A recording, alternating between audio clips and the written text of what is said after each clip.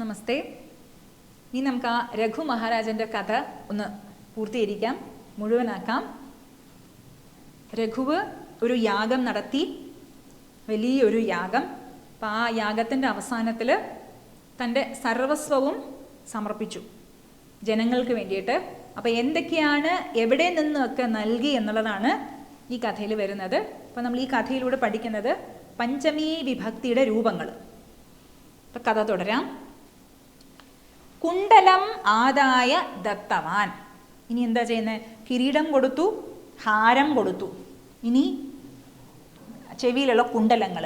ഈ പണ്ട് ഈ രാജാക്കന്മാർ എന്ത് വസ്ത്രമാണ് ധരിച്ചതെന്ന് നമുക്കറിയില്ല. പക്ഷെ സിനിമയിലൊക്കെ കാണുമ്പോൾ നല്ല രസമായിട്ടൊരു ഫ്രോക്ക് പോലത്തെ ഒരു സാധനമല്ലേ, അതുപോലെ നല്ല വലിയ കുണ്ടലം. അപ്പോൾ കുണ്ടലം കൊടുത്തു. കുണ്ടലം ആദായ.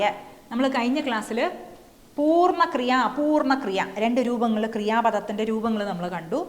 ഇവിടെയും ഒരു രൂപം, അപൂർണക്രിയയുടെ ഒരു രൂപം. ആദായ,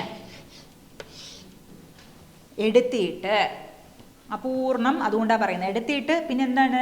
ആ വാക്യം പൂർണ്ണമായിട്ടില്ല. എടുത്തിട്ട്, കുണ്ടലം എടുത്തിട്ട് കൊടുത്തു. എവിടെ നിന്നാണ് എടുത്തത്? ഞാൻ ആ പദം പറയും, നിങ്ങൾ അതിൻ്റെ പഞ്ചമി വിഭക്തി രൂപം പറയണം. കർണഹ, കർണാത്. രാമഹ ശബ്ദം പോലെ. കർണഹ, കർണാത്. കർണത്തിൽ നിന്നും എടുത്തു കൊടുത്തു കുണ്ടലം. ശരി. ഇനി കങ്കണാനി ഉത്താര്യ ദത്തവാൻ. കങ്കണം, കങ്കണാനി വളകൾ. വളകൾ എടുത്തിട്ട്. ഉത്താര്യ. ഇത് രണ്ടും ഏകദേശം ഒരേ മീനിങ് ആണ്. ആദായ, ഉത്താര്യ. എടുത്തിട്ട്. കങ്കണങ്ങൾ, വളകൾ എടുത്തിട്ട് കൊടുത്തു. എവിടെ നിന്നാണ് എടുത്തത്? ഹസ്തഹ. അപ്പം കയ്യിൽ നിന്നും എന്നുള്ള പഞ്ചവിഭക്തി എങ്ങനെ വരും? ഹസ്താത്.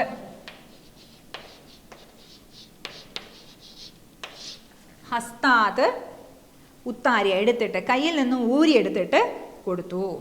ശരി. പിന്നീട് എന്താണ്? ഇനി എന്താണ് ചെയ്തത്? അങ്കുലീയകം ഗൃഹീത്വാ ദത്തവാൻ. അങ്കുലീയകം, അങ്കുലിയിൽ ഇടുന്നത് എന്താണ്? മോതിരങ്ങൾ. അപ്പം അങ്കുലീയകം ഒരു മോതിരമല്ല, പല മോതിരങ്ങളുണ്ട്. അങ്കുലീയകം ഗൃഹീത്വ, അത് പിടിച്ചിട്ട്. അതും ഒരു അപൂർണ ക്രിയയാണ്. പിടിച്ചിട്ട്, എടുത്തിട്ട്. ഗൃഹീത്വ. ദത്തവാൻ. എവിടെ നിന്നാണ് എടുത്തത്? അങ്കുലിയിൽ നിന്നും, വിരളിൽ നിന്നും. ഈകാരാന്ത സ്ത്രീലിംഗ ശബ്ദമാണ് അങ്കുലി. അപ്പം അതിൻ്റെ രൂപം അങ്കുലിയിൽ നിന്നും. അങ്കുല്യാഹ. ധാന്യശാല, ധാന്യശാലാഹ. സഭ, സഭായാഹ. ആകാരാന്ത സ്ത്രീലിംഗ ശബ്ദത്തിൻ്റെ പഞ്ചമി രൂപം നമ്മൾ കണ്ടു. ഇത് ഈകാരാന്ത സ്ത്രീലിംഗ ശബ്ദത്തിൻ്റെ പഞ്ചമി രൂപം അങ്കുല്യാഹ. അങ്കുലികളിൽ നിന്നും എന്തെടുത്തു കൊടുത്തു? മോതിരങ്ങൾ എടുത്തു കൊടുത്തു. ശരി. ഇനി തൻ്റെ തോളിൽ ഇട്ടിരുന്ന അംഗവസ്ത്രം അതും ഊരി കൊടുത്തു. തോളിൽ ഇരുന്ന് എന്താണ് കൊടുത്തത്? അംഗവസ്ത്രം ഉത്താര്യ ദത്തവാൻ. അംഗവസ്ത്രം ഉത്താര്യ എടുത്തിട്ട് കൊടുത്തു. അംഗവസ്ത്രം എവിടെയാണ് ഇരുന്നത്? തോളിൽ. സ്കന്ധഃ. അപ്പോൾ അതിൻ്റെ പഞ്ചമി വിഭക്തി സ്കന്ധാത്. സ്കന്ധാത്. സ്കന്ധത്തിൽ നിന്നും. നമ്മുടെ രുദ്രത്തിൽ ഒരു ഭാഗം വരുന്നുണ്ട്, ഒരു മന്ത്രം. വൃഷസ്കന്ധ സമാരൂഢം.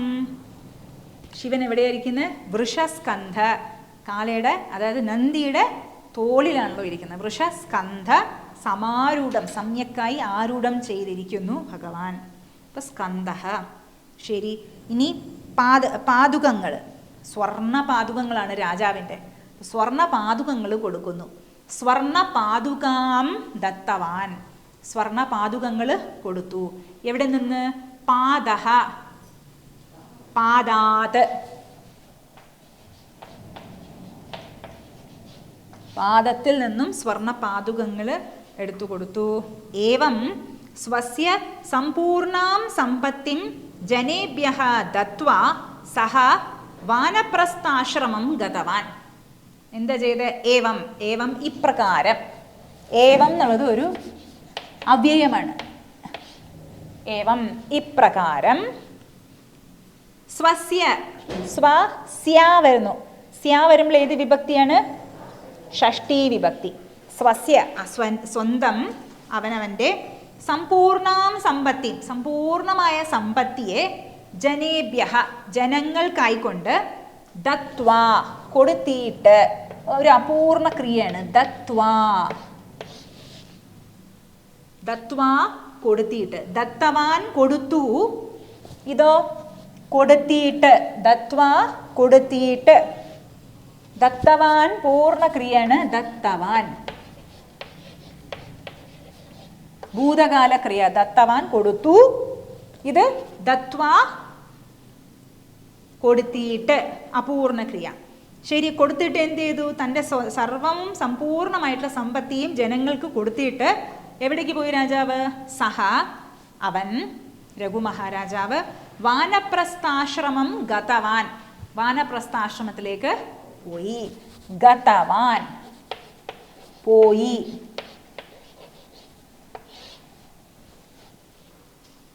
സുന്ദരം അല്ലേ? രഘുവംശത്തിൻ്റെ ആ രഘുമഹാരാജാവ് സൂപ്പർ. വാനപ്രസ്ഥാശ്രമം ഗതവാൻ. എല്ലാം ത്യജിച്ചിട്ട് പോകാൻ എന്ത് ബുദ്ധിമുട്ടാണല്ലേ? പ്രത്യേകിച്ചും വയസ്സാകുമ്പോഴാണല്ലോ കൂടുതൽ അറ്റാച്ച്മെൻ്റ് ഒക്കെ വരുന്നത്. അപ്പോൾ ഒന്നും വേണ്ട, എല്ലാം ഞാൻ ത്യജിച്ചിട്ട് പോവാണ്. അപ്പോൾ യമധർമ്മ രാജാവ് വന്ന് ചോദിക്കുകയാണ്, ആ റെഡിയാണോ നീ വരാൻ? ആ റെഡിയാണ്. കാരണം ഒന്നുമില്ല, നേരത്തെ തന്നെ എല്ലാം വിട്ട് കഴിഞ്ഞു. പക്ഷെ എല്ലാം വെച്ചുകൊണ്ടിരിക്കുമ്പോൾ യമധർമ്മ രാജൻ വന്ന് വിളിക്കുമ്പോൾ, അയ്യോ എല്ലാം ഉണ്ടല്ലോ, അതെ ഇവരെല്ലാവരും ഉണ്ടെടുത്തുണ്ടല്ലോ. അപ്പോൾ യമൻ വെയിറ്റ് ചെയ്യോ? ആരോ തമാശ പറഞ്ഞു, യമൻ ഇപ്പം യമഹാലാണ് യാത്ര ചെയ്യുന്നത് അല്ലേ? യമഹ എന്ന് പറഞ്ഞ വണ്ടി വരുമല്ലോ. ചില വണ്ടികൾക്ക് പോകുന്ന ആ ഒരു സ്പീഡും ആ ഒരു സൗണ്ടൊക്കെ കേൾക്കുമ്പോൾ നമ്മൾ ഡബ് ഡബ് ഡബ് ആവുമല്ലോ അല്ലേ? എന്തൊരു ശബ്ദത്തിലാണ് പോകുന്ന, സ്പീഡിലും വണ്ടി. ശരി, ഇനി എന്താ ചെയ്യുന്നത്? ഏവം രാജാധികാരം വൈഭവം സർവമപി ത്യക്ത്വാ വിനാ കഷ്ടം ഗന്തും രഘുമഹാരാജഃ ശക്നോതി സ്മ. ഏവം ഇപ്രകാരം. ഏവം എന്നുള്ളത് നമ്മൾ കണ്ടുവല്ലോ, അവ്യയപദമാണ്. ഇപ്രകാരം രാജാധികാരം, രാജ്യ അധികാരം. അധികാരം ത്യജിക്കുക എന്ന് പറയുമ്പോൾ വലിയ ബുദ്ധിമുട്ടാണുള്ളൂ അല്ലേ? പലപ്പോഴും നമ്മൾ കണ്ടിട്ടുള്ളത് ഈ അമ്മായി അമ്മമാർക്ക് ഈ പുത്രനുണ്ട്, മോള് വന്നു കഴിഞ്ഞാൽ ആ ഒരു എൻ്റെ പുത്രൻ എന്ന് വിട്ടുകൊടുക്കാൻ ബുദ്ധിമുട്ടാണല്ലോ. അടുക്കള വിട്ടുകൊടുക്കില്ല, അത് വിട്ടുകൊടുക്കില്ല, ഒന്നും ചെയ്യില്ലല്ലോ അല്ലേ? കുഞ്ഞൊരു കാര്യം പോലും വിട്ടുകൊടുക്കാൻ ബുദ്ധിമുട്ടാണല്ലോ. പക്ഷെ തോന്നും, ഓ സുഖമായിട്ട് മോള് ചെയ്യുന്നുണ്ടല്ലോ, ഞാൻ ഒന്നും ചെയ്യണ്ടല്ലോ, ഒന്ന് പ്രശംസിച്ചാൽ മതിയല്ലോ, മോളെ നന്നായിട്ടുണ്ട് കേട്ടോ, സൂപ്പറായിട്ടുണ്ട് കേട്ടോ, അപ്പോൾ എല്ലാം മോള് തന്നെ ചെയ്തോളൂ. പക്ഷെ എന്നാലും വിട്ടുകൊടുക്കാൻ ആ ഒരു ഇത് ഉണ്ടാവുമല്ലോ അല്ലേ? അപ്പം ഇവിടെ രാജ്യത്തിൻ്റെ മുഴുവൻ അധികാരം അല്ലേ? രാജാധികാരം വൈഭവം, ആ വൈഭവവും കൂടി സർവമപി എല്ലാം തന്നെ ത്യക്ത്വാ അപൂർണ ക്രിയയാണ്, ത്യജിച്ചിട്ട്. ത്യക്ത്വാ ത്യജിച്ചിട്ട് വിനാ കഷ്ടം ഒരു കഷ്ടവും ഇല്ലാതെ ഗന്തും പോകാൻ വേണ്ടി. ഇത് അപൂർണ ക്രിയ. നമ്മൾ ധാതും എന്നുള്ളൊരു ക്രിയ കണ്ടു. അതേപോലെ ഗന്തും പോകാൻ വേണ്ടി, ഗന്തും പോകാൻ വേണ്ടി. വിനാ കഷ്ടം ഗന്തും ഒരു കഷ്ടമില്ലാതെ പോകാൻ വേണ്ടി രഘുമഹാരാജഃ ശക്നോതി സ്മ. രഘുമഹാരാജാവിന് സാധിച്ചു. ഈ സ്മ എന്നുള്ള പദവും നമ്മൾ കണ്ടു, ഓർമ്മയുണ്ടോ? വർത്തമാനകാല രൂപത്തിൻ്റെ കൂടെ സ്മ ചേർക്കുകയാണെങ്കിൽ അത് ഭൂതകാലമാകും. ഗച്ഛതി പോകുന്നു. അതിൻ്റെ കൂടെ ഒരു സ്മ ചേർക്കുകയാണെങ്കിൽ എന്താകും? പോയി, ഭൂതകാലമായി മാറും അത്. അതേപോലെ പഠതി പഠിക്കുന്നു. പക്ഷേ അതിൻ്റെ കൂടെ ഒരു സ്മ ചേർക്കുകയാണെങ്കിൽ പഠിച്ചു. വർത്തമാനകാലത്തിൻ്റെ കൂടെ സ്മ ചേർക്കുകയാണെങ്കിൽ ഭൂതകാലമായി മാറി. അപ്പം ഇവിടെ ശക്നോതി സ്മ സാധിച്ചു. രഘുമഹാരാജാവിന് എല്ലാം ത്യജിച്ചിട്ട് ഒരു കഷ്ടവുമില്ലാതെ പോകാൻ വേണ്ടിയിട്ട് രഘുമഹാരാജാവിന് സാധിച്ചു. ഇനിയാണ് നമുക്ക് വേണ്ടിയുള്ള സന്ദേശം. ഏതാദൃശഃ ആദർശഃ അദ്യാപി ശാസകാനാം അസ്തി ചേത് സുശാസനം ഭവിഷ്യതി. ഏതാദൃശഃ ആദർശഃ. ആദർശഃ നമുക്കറിയാം, മലയാളം വാക്കാണല്ലോ. ഇതുപോലത്തുള്ളൊരു മോഡൽ, ആദർശം എങ്ങനത്തെയുള്ള ഏതാദൃശ ഇതുപോലെ, ഏതാദൃശ ഇതുപോലെ,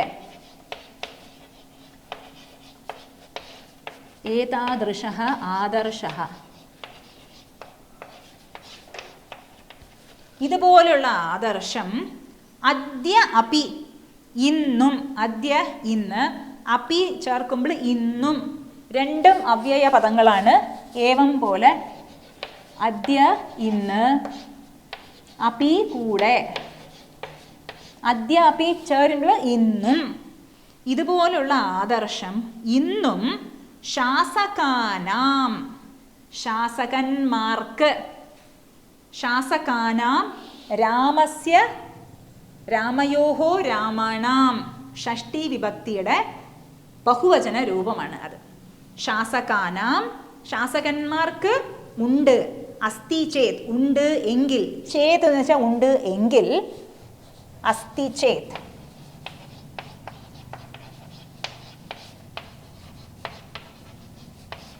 ഉണ്ട് എങ്കിൽ, സുശാസനം ഭവിഷ്യതി നല്ല ശാസനം ഉണ്ടാകും. സുശാസനം നല്ല ശാസനം, ഭവിഷ്യതി ഇത് ഭവിഷ്യത് കാലരൂപമാണ്. ഭവിഷ്യതി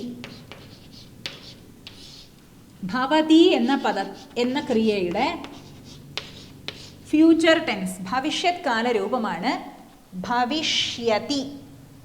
നമ്മൾ ഇങ്ങനത്തുള്ള രൂപങ്ങൾ ഭവിഷ്യത് കാല രൂപങ്ങൾ കുറച്ചൊക്കെ നമ്മൾ കണ്ടായിരുന്നു. അത് എങ്ങനെയാണ് ഭവിഷ്യത് കാലാണ് എന്നറിയാം. അതിനൊരു സൂത്രപണി പറഞ്ഞുതരാം. ഈ ഷ്യ ഉണ്ടോ, ഷ്യ, ഭവിഷ്യതി, രക്ഷിഷ്യതി, മോദിഷ്യതി എന്നൊക്കെ വരും. ഈ ഷ്യാവോ അല്ലെങ്കിൽ ഇക്ഷ്യ അല്ലെങ്കിൽ സ്യ, പ്രാപ്സ്യതി, പ്രാപ്സ്യതി എന്നുള്ളത് ഭാവികാലം ഭവിഷ്യത് കാല രൂപമാണ്. പ്രാപ്നോതിയുടെ ഭാവികാലം. അപ്പം ഈ ഷ്യ അല്ലെങ്കിൽ ഇക്ഷ്യ അല്ലെങ്കിൽ സ്യ വരികയാണെങ്കിൽ അത് ഭാവി കാലമാണ്, അതായത് ഭവിഷ്യത് കാലമാണ്. നമ്മൾ രൂപങ്ങൾ ഒരു കഥയിലൂടെ എന്തായാലും കാണും. അപ്പോൾ സുശാസനം ഭവിഷ്യതി ഉണ്ടാകും. ഇങ്ങനെയുള്ള ആദർശം ഇന്നും ശാസകന്മാർക്ക് ഉണ്ട് എങ്കിൽ നല്ല ശാസനം ഉണ്ടാകും എന്നാണ് പറയുന്നത്. അപ്പം ഇതാണ് കഥ. നമ്മളപ്പോൾ കുറച്ച് അവ്യയങ്ങളൊക്കെ കണ്ടു. പൂർണ്ണക്രിയ അപൂർണക്രിയ എന്താണെന്ന് നമ്മൾ കണ്ടു. പഞ്ചമി വിഭക്തിയുടെ രൂപങ്ങൾ നമ്മൾ ഈ കഥയിലൂടെ കണ്ടു. ഇനി നമുക്ക് അടുത്ത ക്ലാസ്സിൽ കാണാം.